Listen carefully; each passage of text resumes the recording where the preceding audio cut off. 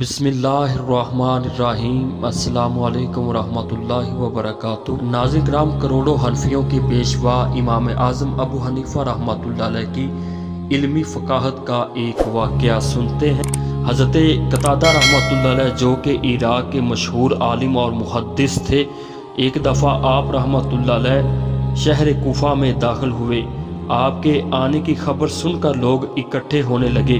محدث قتادہ رحمۃ اللہ علیہ نے کہا کہ اگر کسی نے مجھ سے کچھ پوچھنا ہے تو وہ پوچھ سکتا ہے۔ امام اعظم ابو حنیفہ رحمۃ اللہ علیہ جو کہ اس وقت ان لوگوں میں تشریف فرما تھے، تو آپ نے حضرت قتادہ رحمۃ اللہ علیہ سے پوچھا کہ حضرت سلیمان علیہ السلام وادی نمل میں تشریف لانے پر جس چیونٹی نے سب چیونٹیوں کو خبردار کیا تھا، اپنی بلوں میں داخل ہونے کا حکم دیا تھا، وہ چیونٹی نر تھی یا مادہ تھی؟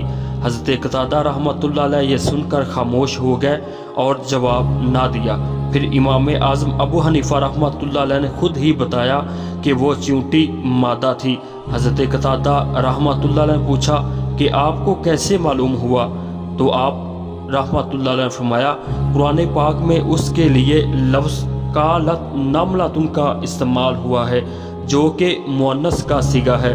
اگر وہ نر ہوتی تو قالا نملۃ لفظ کا استعمال ہوتا، لیکن اس کے لیے قالت نملۃ کا لفظ استعمال ہوا ہے۔ تو ناظرین، یہ تھی ہمارے امام حمام کی شان علم، آپ کی علمی ذہانت کا کمال، جسے حضرت قتادہ رحمۃ اللہ علیہ سن کر حیران رہ گئے۔